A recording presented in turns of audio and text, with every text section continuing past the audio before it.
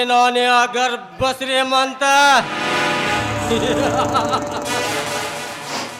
ನನ್ನನ್ನು ಎದುರಿಸುವ ಗಂಡು ಯಾವನೂ ಇಲ್ಲ. ಮೊನ್ನೆ ಮುತ್ತನನ್ನು ಕೊಲೆ ಮಾಡಿ ಅವನ ಆಸ್ತಿಯನ್ನು ನನ್ನ ಕೈವಶ ಮಾಡಿಕೊಂಡೆನು. ಇಂದು ಪಾಪಣ್ಣನ ಕೊಲೆ.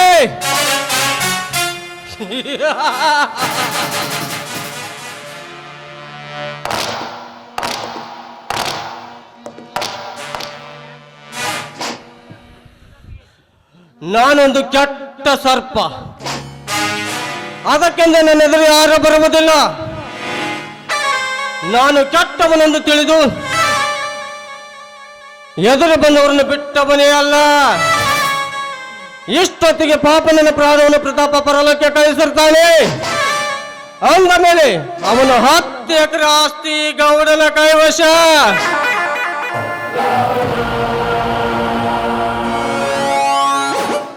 ನಾನು ಕೆಟ್ಟವನೆಂದು ತಿಳಿದು ನನ್ನ ತಂದೆ ನನ್ನ ಕೈಯಲ್ಲಿ ಆಡಳಿತ ಕೊಡಲಿಲ್ಲ. ನನ್ನ ತಂಗಿ ಹೆಸರಿನಲ್ಲಿ ಇಡೀ ಆಸ್ತಿಯನ್ನು ಬರೆದಿಟ್ಟ. ಅದಕ್ಕೋಸ್ಕರ ನನ್ನ ಹೆತ್ತ ತಂದೆಯೇ ಕೊಲೆ ಮಾಡಿಬಿಟ್ಟೆ.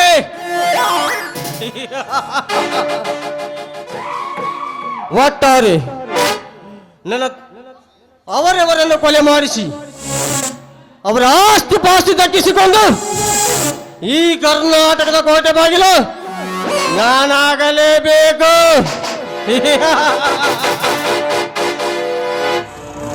ಅಂದಂತೆ ಪ್ರತಾಪ ಬಂದೇ ಬಿಟ್ಟ.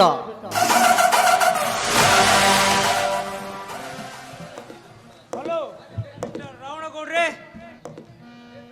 ಏಕೆ ನಿಮ್ಮ ಕೆಲಸವಾಗಿಲ್ಲ ಎಂಬುದು ಅಪನಂಬಿಕೆಯೇ? ಹಾಗೇನಿಲ್ಲ ಪ್ರತಾಪ. ಮುತ್ತು ಹೊಡೆದರೆ ಹೋಯ್ತು, ಮಾತು ಕೊಟ್ಟರೆ ಹೋಯ್ತು. ನಾನು ಒಮ್ಮೆ ಮಾತು ಕೊಟ್ಟರೆ ಮುಗಿಯಿತು, ತಿರುಗಿ ಬೀಳಲಾರನೆಂಬುದು ನಿನಗೆ ಗೊತ್ತಿಲ್ಲವೇ? ಕೆಣಕಿದ ಸರ್ಪ ಕಚ್ಚದೇ ಇರಬಹುದು, ಸಿಂಹ ಗರ್ಜಿಸದೇ ಇರಬಹುದು, ಆದರೆ ನೀನು ಕೈ ಹಾಕಿದ ಕೆಲಸ ಕೊನೆಗೊಳ್ಳಲೇಬೇಕು. ಅಂದಂತೆ ಸತ್ತಿರುವ ಪಾಪಣ್ಣನ ಶವದ ಸಹಿ ಮಾಡಿಸಿಕೊಂಡು ಬಂದಿರುವೆ. ತೆಗೆದುಕೊಳ್ಳಿ. ನಾನಿನ್ನು ಬೇರೊಬ್ಬರ ಕೆಲಸಕ್ಕಾಗಿ ಇಂದು ಬೆಂಗಳೂರಿಗೆ ಹೋಗಬೇಕು. ನಾನಿನ್ನು ಬರಲೇ? ನಿಲ್ಲ ಪ್ರತಾಪ, ಬೆಂಗಳೂರಿಗೆ ಹೋಗಿ ನೀನೇನು ಗಳಿಸುವೆ? ಯಾಕೆ ನನ್ನಿಂದ ಸಿಗುವ ಸಂಪತ್ತು ನಿನಗೆ ಸಾಲದೆ? ನನ್ನಿಂದ ಸಾಗುವ ಸಂಪತ್ತಿನಲ್ಲಿ ನಿನಗೇನು ಬೇಕು ಕೇಳು, ಎಷ್ಟು ಹಣ ಬೇಕು ಕೇಳು, ನಾನೇ ಕೊಡಲು ಸಿದ್ಧ. ನನಗೇನು ಬೇಕಾಗಿಲ್ಲ ಗೌಡ.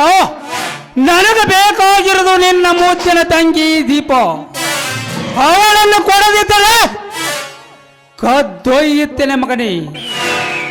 ಗೌಡ್ರೆ, ನಾ ಕೇಳಿದ್ದನು ಖಂಡಿತವಾಗಿ ಕೊಡ್ತೀರಾ?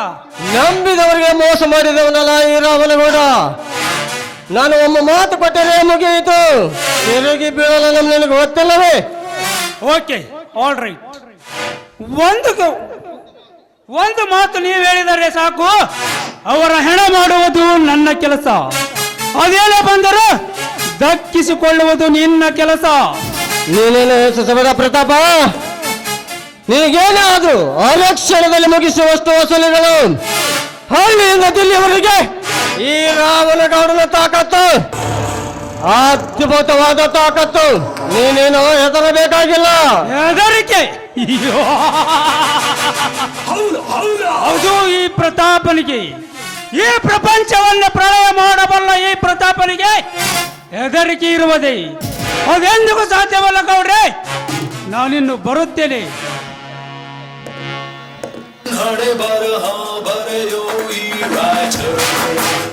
ಹೋಗು ಹೋಗು ದರಿದ್ರ ಮಗನೇ, ಹೋಗು.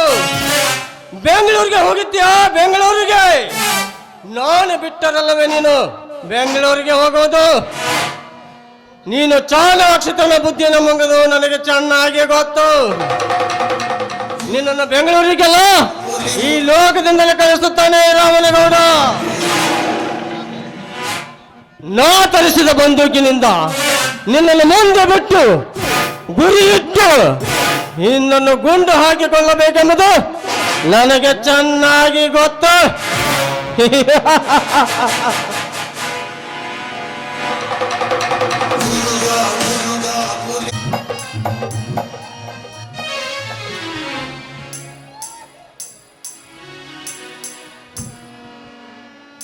ಆಗಲಿ. ಯಾರು ನೀನು? I am sorry. ಆಗಲಿ, ಯಾರು ನೀನು? ಪ್ರೇಮನಗರದ ಪಾಪಣ್ಣನ ಮಗ ಅಂತ ಚಿಕ್ಕಂದಿನಿಂದ ನನ್ನ ತಾಯಿ ಊರಲ್ಲಿದ್ದೆ. ಯಾಕೋ ಏನೋ ನನ್ನ ತಂದೆ ಹಾಗೂ ನನ್ನ ಊರು ನೋಡುವ ಆಸೆ ಆಯಿತು, ಅದಕ್ಕೆ ಹೊರಟು ಬಂದೆ. ಹೋಗ್ಲಿ. ಒಂದು ಬಾರಿ ನಾನು ನಿನ್ನ ನೋಡಿಲ್ವೇ? 8 ವರ್ಷವಾಗಿದ್ದಾಗ ನೋಡಿದ್ದೆ, ಆದರೆ ನನ್ನ ತಂದೆ ಸತ್ತ ಮೇಲೆ ತಿರುಗಿ ನಾನು ಬರಲೇ ಇಲ್ಲ. ನೀವು ಪ್ರೇಮನಗರದವರೇ? ಹೌದು. ನಾನು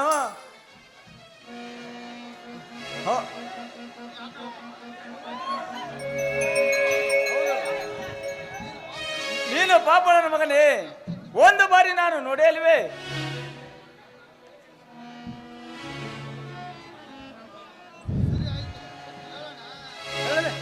ಸರಿ ಆಯ್ತು. ನೀನು ಪಾಪಣ್ಣನ ಮಗನೇ, ನೀನು ಒಂದು ಬಾರಿ ನಾನು ನೋಡಿಲ್ವೇ? 8 ವರ್ಷವಿದ್ದಾಗ ನೋಡಿದ್ದೆ, ಆದರೆ ನನ್ನ ತಂದೆ ಸತ್ತ ಮೇಲೆ ನಾನು ತಿರುಗಿ ಬರಲೇ ಇಲ್ಲ. ಪ್ರೇಮನಗರದವರೇ? ಹೌದು, ನಾನು ಪ್ರೇಮನ ನಗರದವನೇ. ನಿನ್ನ ತಂದೆ ಸತ್ತ ಸುದ್ದಿ, ಇವನ ತಂದೆ ಸತ್ತ ಸುದ್ದಿ ಗೊತ್ತಿದ್ದಂತೆ ಕಂಡಿಲ್ಲ.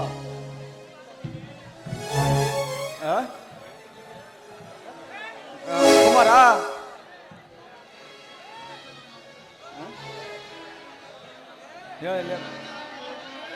ನಾನು ಈ ಊರ ವಿಚಾರವನ್ನು ಮಾಡುವುದಿಲ್ಲ.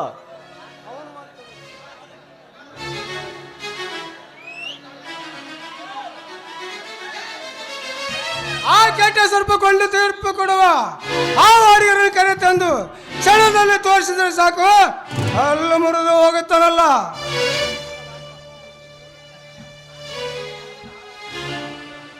ನಮ್ಮೂರಿನಲ್ಲಿ ಒಂದು ಕೆಟ್ಟ ಸರ್ಪ ಬಡಬಗರನ್ನು ಕಚ್ಚಿಕೊಂಡು ತನ್ನ ಮನಸ್ಸಿಚ್ಛೆಯಂತೆ ಮೆರೆಯುತ್ತಿದೆ. ಅದಕ್ಕಾಗಿ ಯಾರ ಸಹವಾಸ ನಾನು ಮಾಡುವುದಿಲ್ಲ. ನಿಮ್ಮ ವಿಷಯ ಹೀಗಿದೆ ಎಂದು ನನಗೆ ತಿಳಿದಿರಲಿಲ್ಲ.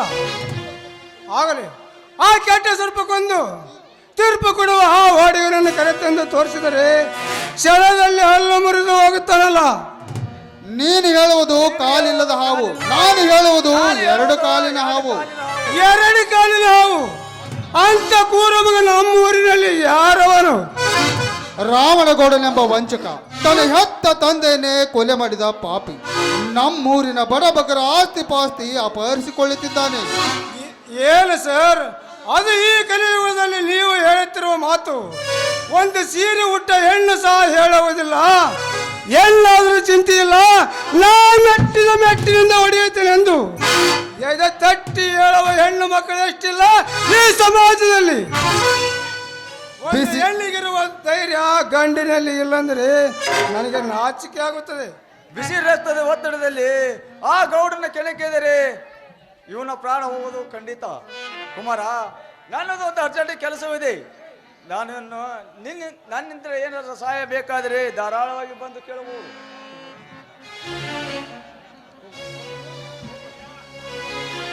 ಗೌಡ, ಪ್ರೇಮನಗರದಲ್ಲಿ ಕಾಳಿಂಗ ಸರ್ಪವಾಗಿ ಬಡಬಗ್ಗರು ಬಹಳ ಹಾಳು ಮಾಡಿ ನಿನಗೆ ನಾನೇ ಹದ್ದಾಗಿ ಹಬ್ಬಲಿಸಿ ಹೊಚ್ಚ ಬುದ್ಧಿ ಕಲಿಸುವ ಗಂಡುಗಲಿ ಈ ಊರಿಗೆ ಬರ್ತಿದ್ದಾನೆ. ಊರಿಗೆ ಕಾಲಿಟ್ಟವಲಿ.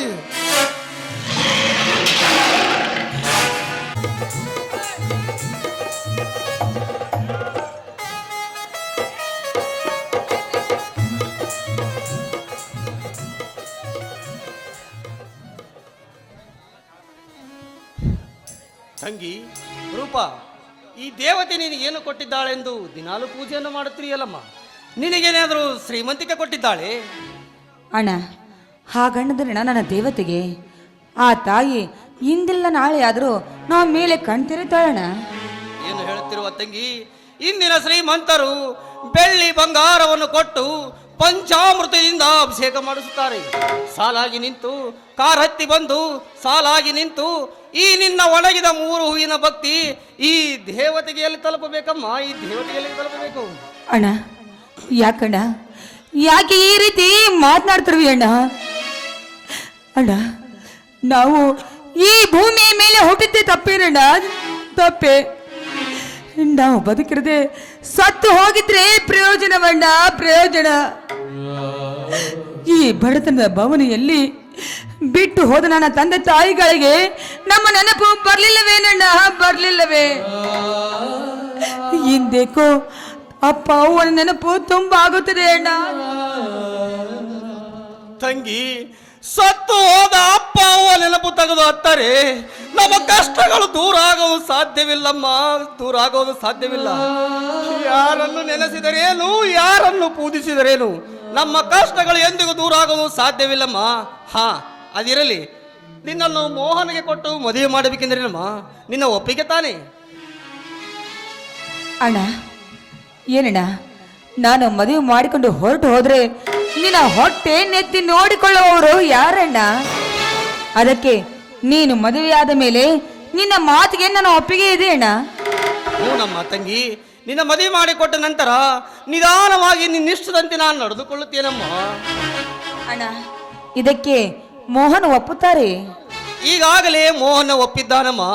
ಅಂತವರ ಗಂಡವನು ಸಿಗಬೇಕಾದರೆ ನೀನು ಪುಣ್ಯವಂತೆಯಮ್ಮ, ಪುಣ್ಯವಂತಿ.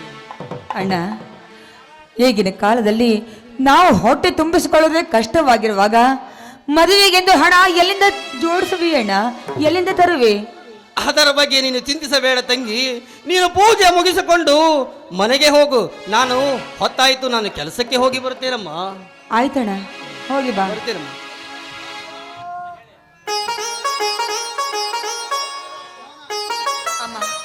ತಾಯಿ, ನೋಡ್ದೇನಮ್ಮ ನಮ್ಮಣ್ಣನ ಗುಣ ಎಂಥದ್ದು ಅಂತ. 7 ಜನ್ಮ ಜನಿಸಿ ಬಂದ್ರು ನಮ್ಮಣ್ಣನ ತಂಗಿಯಾಗಿ ಹುಟ್ಟಿ ಬರ್ಲಿ ತಾಯಿ, ಹುಟ್ಟಿ ಬರುತ್ತೇನೆ. ಏನು ನಿನ್ನ ಪೂಜೆ, ಏನು ನಿನ್ನ ಭಕ್ತಿ? ಪೂಜೆ ಮಾಡಿದ್ದರೆ ಸಿಟ್ಟಾಗ್ತಾಳೇನೋ ಆ ನಿನ್ನ ದೇವತೆ. ಇರ್ಲಿ, ಬನ್ನಿ, ಮೊದಲು ನೀವು ದೇವಿಯ ಪ್ರಸಾದವನ್ನು ತೆಗೆದುಕೊಳ್ಳಿ.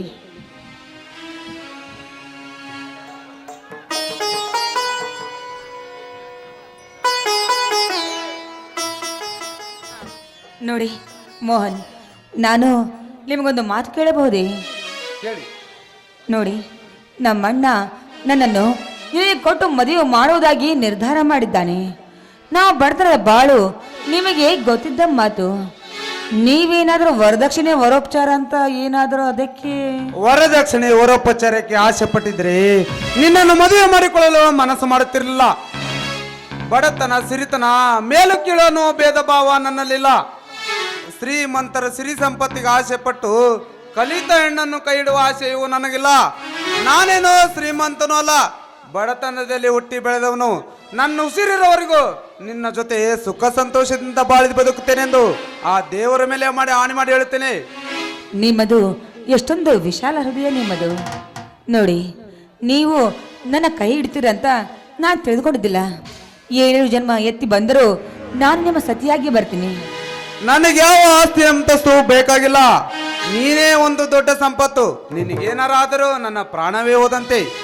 ನೋಡಿ, ಎಷ್ಟೇ ಜನ್ಮ ಎತ್ತಿ ಬಂದರೂ ನಾನು ನಿಮ್ಮ ಸತಿಯಾಗಿ ನಿಮ್ಮ ಜೊತೆಯಾಗಿ ಇರ್ತೀನಿ. ಈ ದೇವರೇ ಬೇಡ ಅಂತ ಹೇಳಿದ್ರು ನಾನು ಮಾತ್ರ ನಿಮ್ಮ ಸತಿಯಾಗಿ ಹಾಗಾದರೆ ಶುರುವಾಗಲಿ ಒಂದು ಗಾನ. ರಾಯರಿಗೆ ಹಾಡಿನ ಚಿಂತೆ ಆಗಲೇ ಆಗಲಿ, ನೀವು ಮಾತಿನಂತೆ ಹಾಡಿಕೊಳ್ತೀನಿ. ಬನ್ನಿ ಹೀಗೆ. ಗೀತಾಂಜಲಿ ಹರಗಣ್ಣಿಗೆ ಬರಗಣ್ಣಿಗೆ ನಮ್ಮೂರ ಹೆಣ್ಣಿಗೆ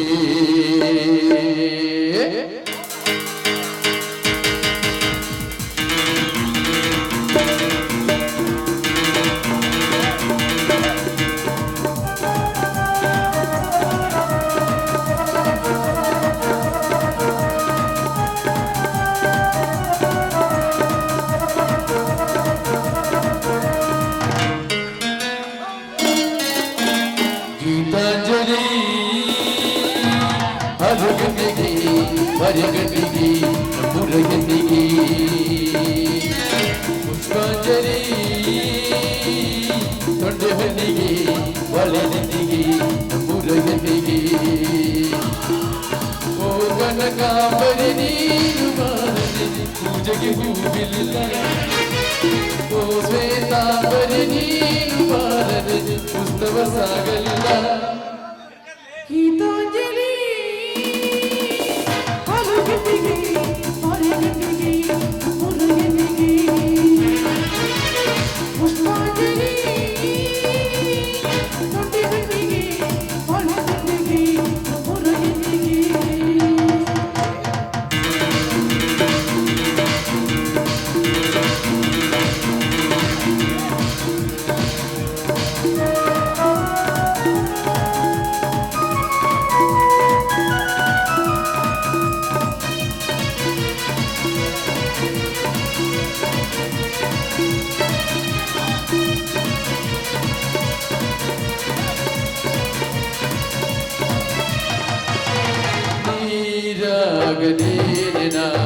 ಬಂಡೆಯ ಮೇಲೆ ಜಾರಿ ಹೋಗಲು ಗಾಜಾಗಲೇನ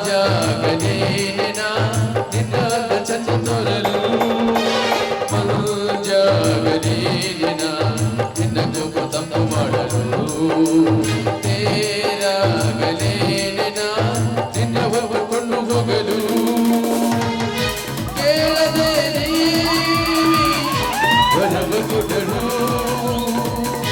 ಹೊಗಳದೆ ನಾನಿ ಮನಸ್ಸು ಕೊಡಲು ಓ ಕನಕಾಂಬರಿ ನೀನು ಬಾರದೆ ಪೂಜೆಗೆ ಹೂವಿಲ್ಲ ಓ ಶ್ವೇತಾಂಬರಿ ನೀನು ಬಾರದೆ ಉತ್ಸವ ಸಾಗಲ್ಲ ಗೀತಾಂಜಲಿ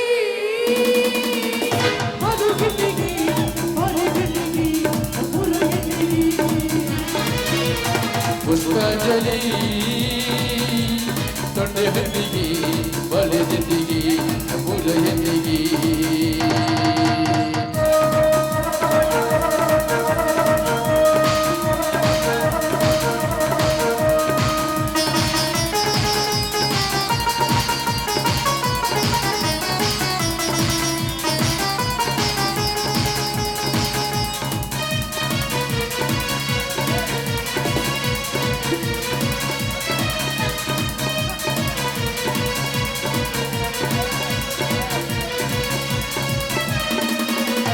ಕೈಲಾಸ ಕೈಯಲ್ಲಿ ಇದು ನನ್ನ ಸಂಕೈಯಲ್ಲರೇ ಆಕಾಶ ಜೇಬಲಿ ನಿನ್ನ ನಗು ಹೀಗೆ ಇದ್ದರೆ ಹೂಗಳೇ ಇದು ನನ್ನ ಸಂಕೈಯಲ್ಲರೇ ನೀರ ಸಾಗರ ನಿನ್ನ ಭಾವ ಹೀಗೆ ಇದ್ದರೆ ಓಡದೆ ನೀನು ಜಿಂಕೆಯಾದೆ ಹಾಲದೆ ನಾನು ಹಕ್ಕಿಯಾದೆ ಓ ಕನಕಾಂಬರಿ ನೀನು ಬಾರದೆ ಪೂಜೆಗೆ ಹೂವಿಲ್ಲ ಓ ಶ್ವೇತಾಂಬರಿ ನೀನು ಬಾರದೆ ಉತ್ಸವ ಸಾಗಲಿಲ್ಲ ಲ ಲ ಲ ಲ ಲ ಲ ಲ ಲ ಲ ಲ ಲ ಲ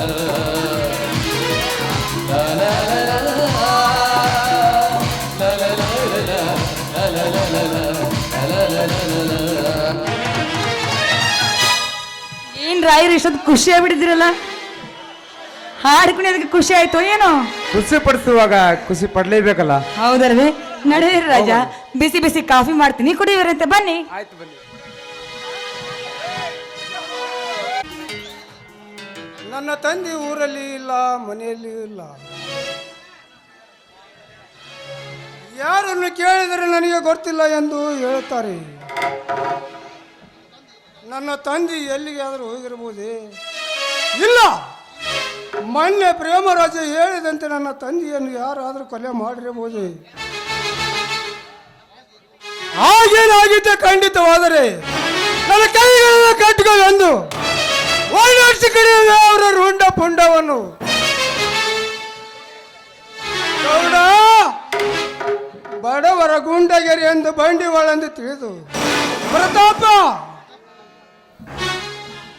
ಬೆಕ್ಕಿಲ್ಲದ ಮನೆಯಲ್ಲಿ ಇಲಿಯ ಚೆಲ್ಲಾಟ, ಹುಲಿ ಇಲ್ಲದ ಊರಲ್ಲಿ ನಿಮ್ಮದೇ ಹೋರಾಟ. ನಿಮ್ಮಲ್ಲಿ ಹೋರಾಟ ಮಾಡಲು ಹುಟ್ಟಿ ಬಂದ ಈ ಊರಿಗೆ ಕಾಲಿಟ್ಟ ಹುಲಿ ಇದು.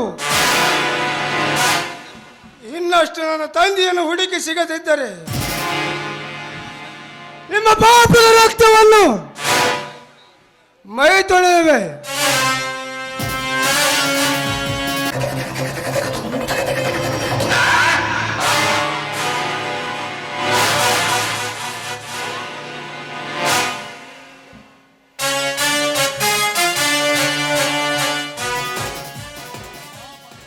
ಪಾಪನನ್ನು ಕೊಲೆ ಮಾಡಿ ಸತ್ತಿರುವ ಅವನ ಹೆಬ್ಬಟ್ಟಿನ ಸೈ ಮರೆಸಿಕೊಂಡು ಅವನ ಹೆಣನ ಅಪತ್ಯ ಮಾಡಿದ್ದಾಯ್ತು.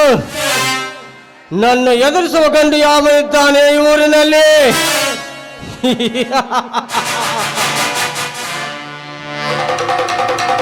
ಈ ಊರಿನಲ್ಲಿ ನನ್ನದೇ ಅಧಿಕಾರ, ನನ್ನದೇ ದರ್ಬಾರ.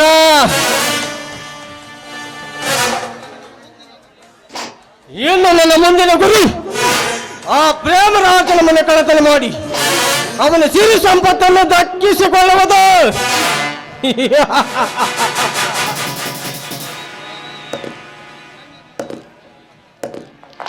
ಅದಕ್ಕಿನ್ನೂ ಟೈಮ್ ಇದೆ, ನೋಡಿದರಾಯ್ತು.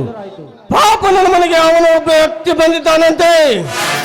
ಅವನು ನನ್ನ ಮನೆಗೆ ಕರೆಸಿ ಒತ್ತು ಬುದ್ಧಿ ಕಲಿಸಿ ಊರ ಬಿಟ್ಟು ಹೊರಗಟ್ಟಲೇಬೇಕು.